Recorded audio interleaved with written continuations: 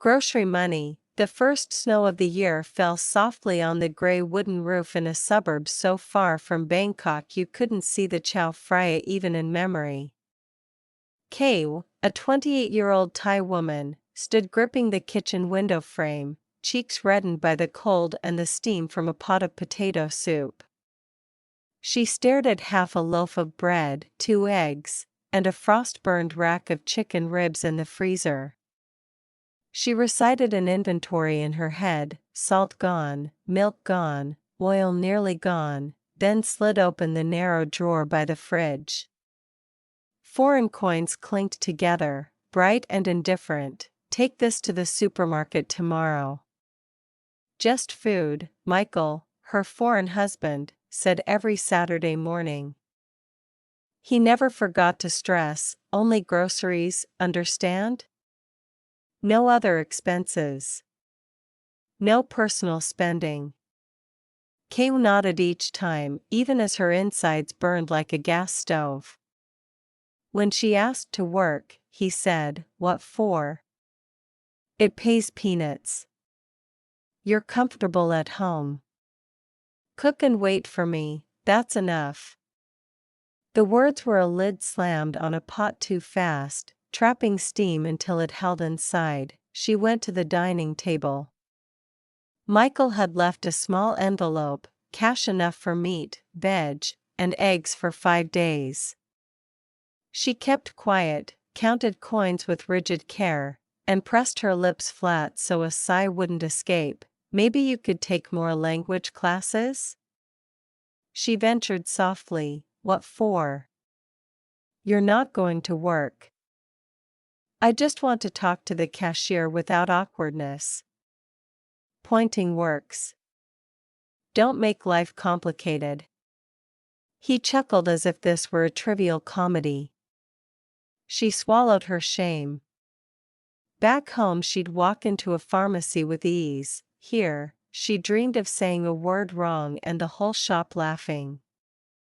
Her palms perspired at the thought of the most ordinary errand. Saturday morning, she wore the old navy coat he'd bought, a size too broad at the shoulders. Tote bag in hand, face hidden in a scarf, she'd written a list on a scrap of paper in Thai: potatoes, eggs, milk, chicken, curry paste, and a tiny note: sea salt, if money remains. In the supermarket, people sailed their carts briskly. Faint smiles under winter. She stood at the milk shelf, listening to announcements in English too fast, choosing the cheapest carton and giving it a gentle squeeze, as if caution could reduce mistakes. Her fingers stung from cold. She touched the coins in her coat pocket, counted, recounted, bargaining with herself before bargaining with a cashier.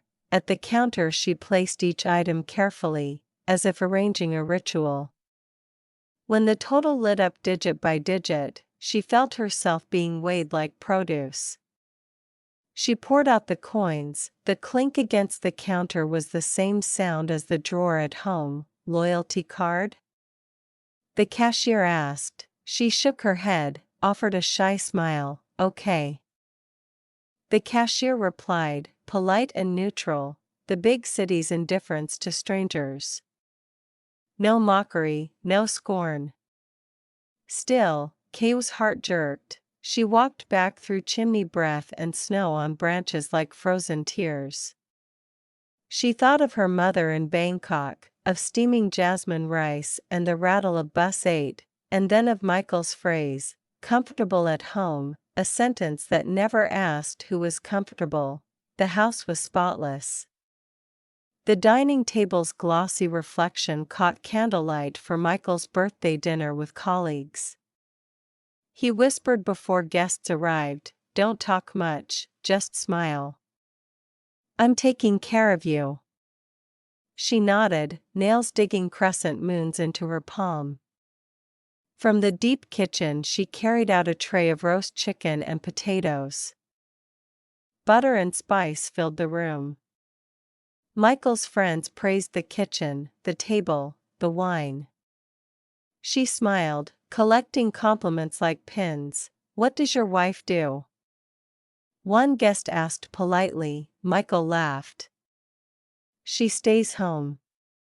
Takes care of the house. That's enough. The pay here would be nothing for someone like her. Why bother? Someone like her slid into flesh like a blade. She lifted her head and looked at him, starched stiff shirt collar, a compass-true smile pointing one way. She wanted to speak, the clink of cutlery and guest chatter pressed her into silence. She could hear the wall clocks tick, counting down to the disappearance of herself. That night she washed dishes until grease surrendered to cold water. In the trash was a small envelope, the next week's grocery money. She picked it up. It felt weightless, lighter than her dignity. Don't forget the supermarket tomorrow, he said, turning off the light. Michael, she called. He paused. What? I want to study the language. No, I want to find a job. No, why?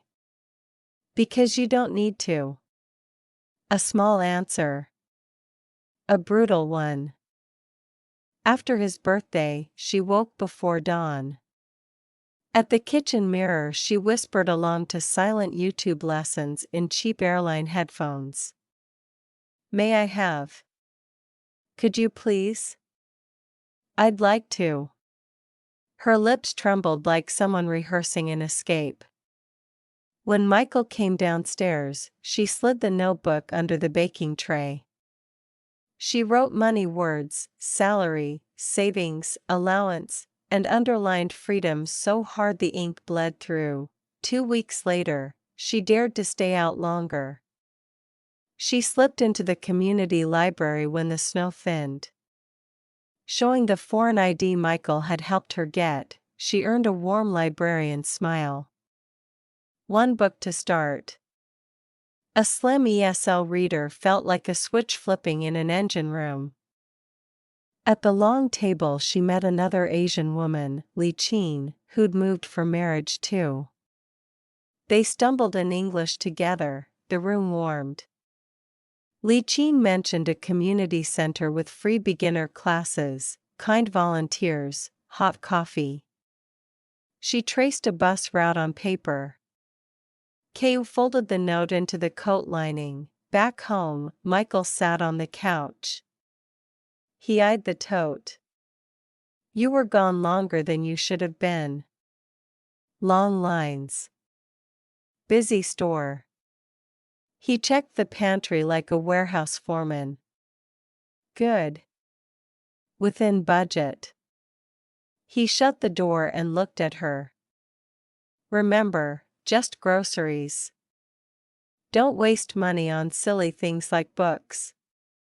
She smiled, a smile that had hidden the book already. The community center stood behind a red brick church. Dylan, a curly-haired volunteer, spoke slowly as he handed forms. Welcome. Free class. Twice a week. Her hand shook as she signed, but her eyes set like a newly fixed compass. In the first class, a chorus of accents turned effort into music.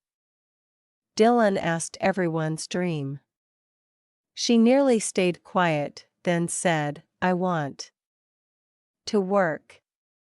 Light applause rose from those who understood self-reliance better than any word. She always got home before Michael. She had timed the way people hide things in window frames. She laundered blankets, raked snow from the small garden, kept soup at a simmer, never a boil. When he asked where she'd been, she said, walking for exercise. He nodded. Habit makes people easy to fool. She knew every rule had an exit if you learned the language. One night he came home drunk from a farewell party. He flung his coat on a chair, cheeks flushed. Remember, I earn. I pay. Everything goes through me. She quietly hung the coat, He squinted. Do you spend money on anything other than groceries? No, good. He stepped close, she smelled the alcohol. Your phone, no passcode. I'll check it. She lowered her head, fear like ice cracking underfoot. She nodded slowly while screaming inside.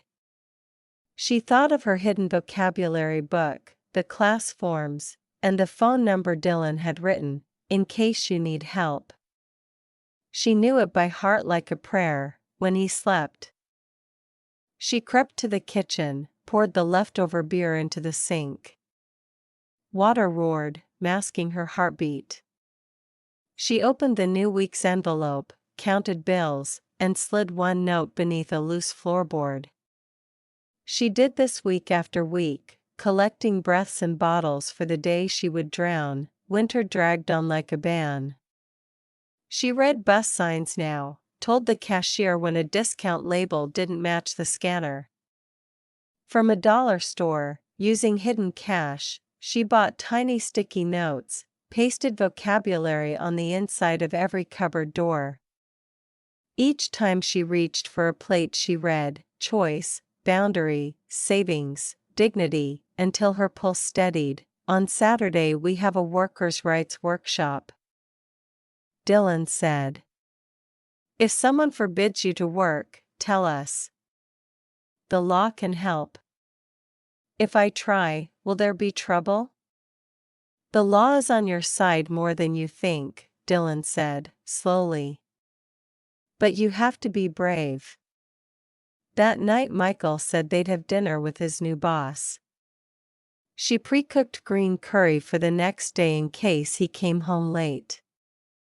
She tasted it, spicy touched with sweet, like a hope not yet balanced. But she knew the word no from his mouth was going to be drowned out by a yes in her chest. At a polished Italian place, candlelight softened faces. Michael bragged about projects, a bit too loud. The boss's wife asked sincerely, "Do you like the city?"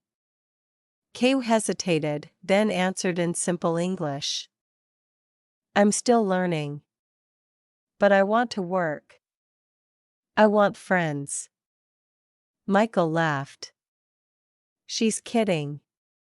She loves being at home. She tells me all the time.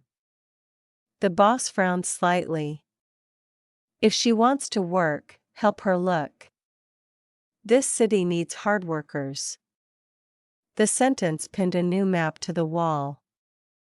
Michael's smile faltered before he recovered. Under the table he squeezed her hand hard enough to hurt. She didn't pull away. She opened her palm and held his stare, the first time she hadn't bowed her head. Back home they kept the silence like a brick wall. She knew his explosion was coming. How dare you speak up in front of my boss? But she had her answer ready. I want to work, she said as the door closed. I said no. This isn't just something you get to say. She stood tall. It's my life, too. He laughed coldly. My money. My house. My rules. I never asked for your money beyond groceries. You give me survival. I'm asking for dignity. Silence again, not a wall now, but an empty battlefield between two flags. 3 days later Michael locked the document drawer. He hid her passport. But she remembered what Dylan had said, your documents are yours, if someone hides them, call. She called. The center arranged an interpreter and a meeting at a corner cafe. The smell of roasted beans eased her bones. She explained the daily envelopes, the ban on work, the phone checks, the hidden passport. The social worker took notes calmly. This is called coercive control. Kaew nodded slowly, new vocabulary that showed the skeleton of reality. We can help in several ways. the social worker said. Secure your documents. Open a bank account in your name. We have temporary housing if you need it. She wrapped her hands around the cup. Warmth flowed into her fingers. I don't want to run. I want to stand. Then gather evidence. She started keeping records, dates, times, amounts, photographing the little envelopes and filing them in a zip folder. She transcribed the sentences that shrank her: no work, no friends, no money of your own. She wrote them in correct English. Engraving charges into stone, with the cash under the floorboard, she opened a small community bank account. The teller didn't ask many questions and smiled. The deposit was modest, but it felt like naming a newborn. In her head she titled the account Freedom 1. She found a part-time job at the community center, beginner Thai English interpretation. The pay wasn't much, but she received her first check in this new country. She hid it between dictionary pages at Freedom and Dignity. One evening she waited at the table with documents laid out: money logs, envelope photos, bank deposit, the counselor's name, emergency numbers. When he opened the door, she stood. What's this? He asked. Evidence. Evidence of what? That my life belongs to me, too. He barked a laugh. You think you can threaten me? No. She shook her head. I'm telling the truth. I start part-time next week at the center by the church. I've already confirmed. I said no. I said I'm going. The clock ticked, no longer counting down, but up into a new hour. Michael stepped close, reaching for the papers. She gathered them back. His shadow fell across the table. She didn't move. If you tear these, I report it immediately. He froze, like stepping onto thin ice. You're that brave now? Yes. I am. On her first day, the snow had stopped, the sky a blank canvas. Same old coat, but her stride felt custom-made for her own road. She translated short forms, helped 2 Thai newcomers fill medical paperwork, spoke to a Burmese refugee who knew a little Thai. She laughed through tears when she realized she had once been this afraid. In the afternoon Dylan handed her a small envelope. Stipend, he said. The bills inside shook in her fingers, not from cold, but from warmth. There was a little note: proud of you. That evening Michael was waiting. He eyed the envelope. What money is that? Mine. I told you not to work. And I told you that I would.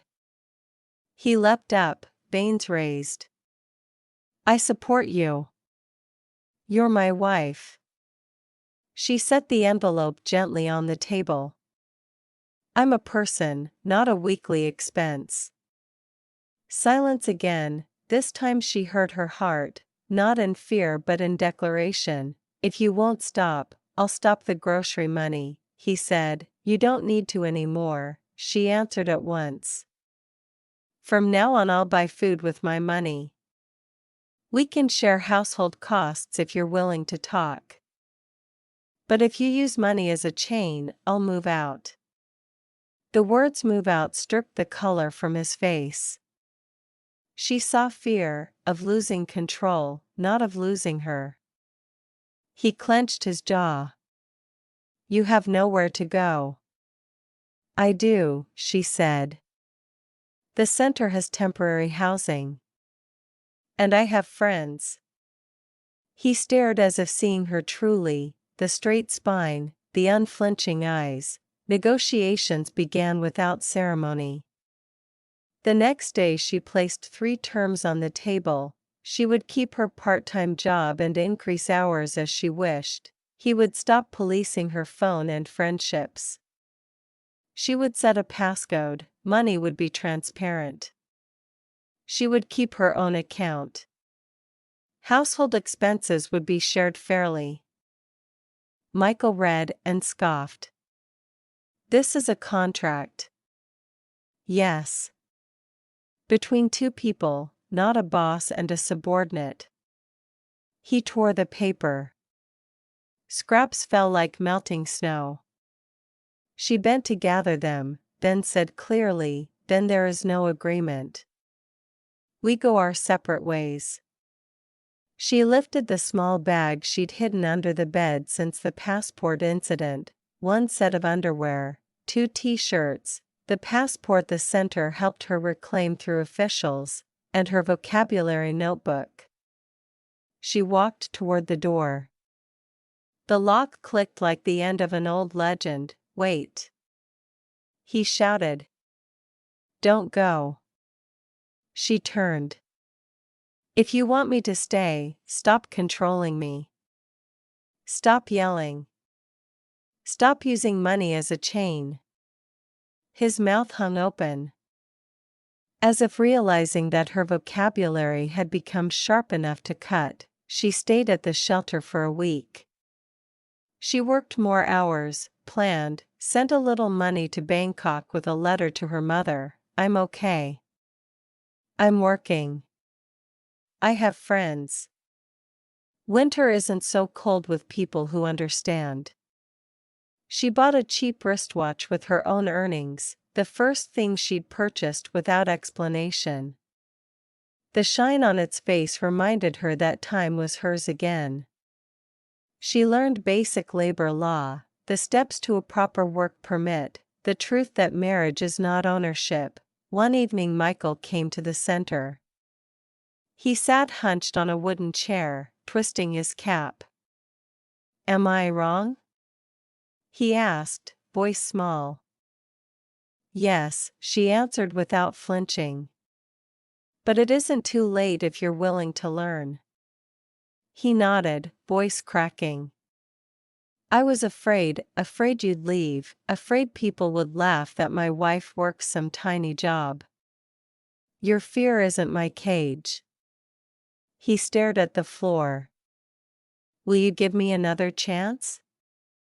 She studied him. She saw a boy society had told to control or be nothing. She saw weakness dressed as power. She breathed deep. "I won't go back to being what you shaped. But I'll talk, if you accept my 3 terms." He nodded, this time serious, and signed a fresh agreement with a trembling hand. She didn't know if he trembled from losing a throne or from fear of losing her. She only knew she would never kneel beneath that throne again. They returned to the same house with new rules. He transferred his share of expenses monthly. She transferred hers. She set a phone passcode. She worked the hours she chose. She started a tiny home kitchen side gig in the local Asian community, Thai lunch boxes ordered online. The kitchen warmed, and her bank account did, too. Grocery money didn't vanish from life's dictionary, but it changed meanings.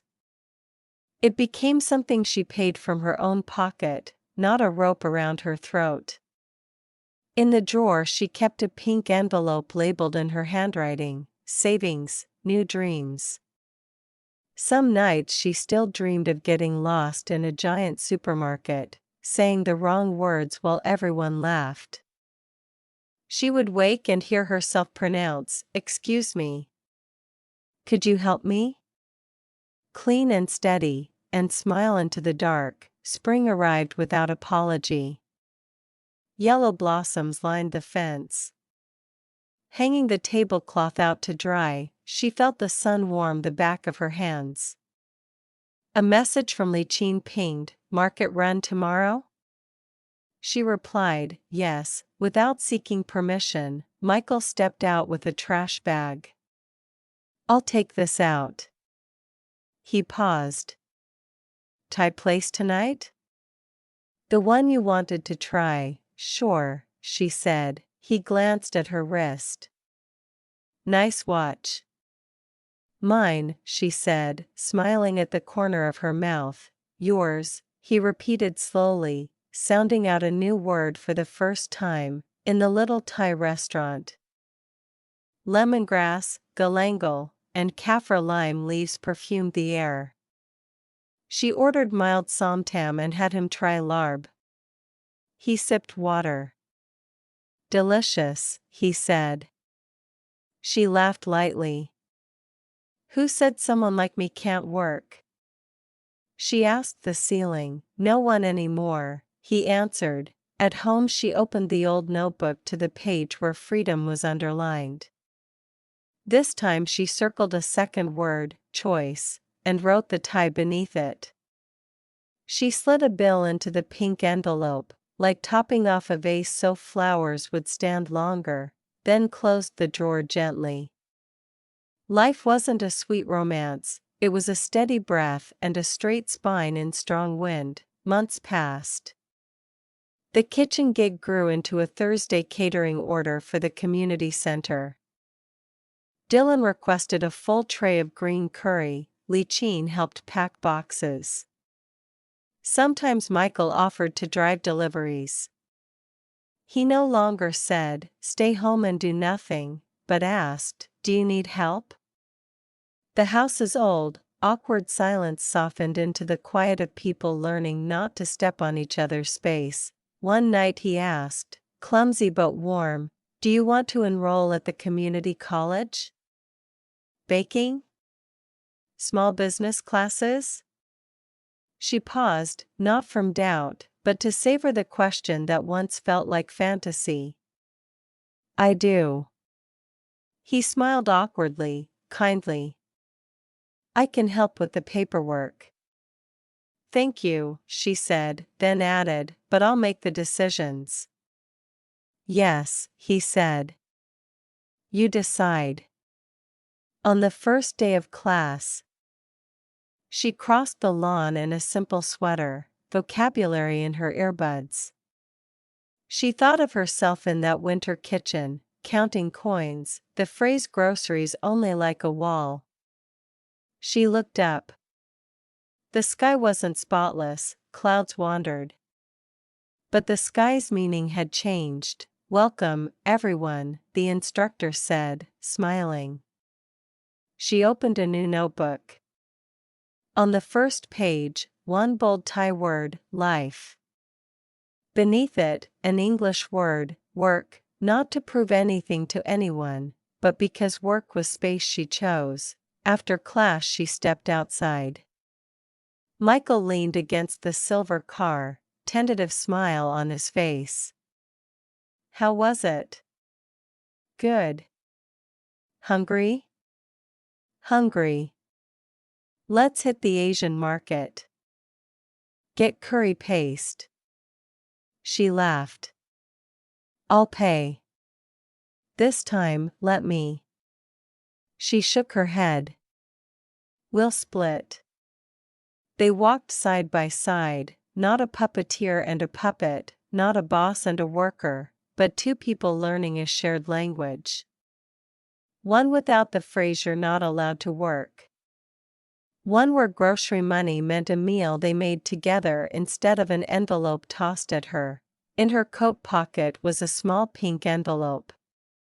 She didn't carry it out of fear anymore, but to remember the days she survived by banking tiny flakes of money and dignity. Today both hands were free to hold other things, books, a pen, and her own life. Wind threaded the trees into a new tune. She spoke softly to herself. In clear English, "I choose."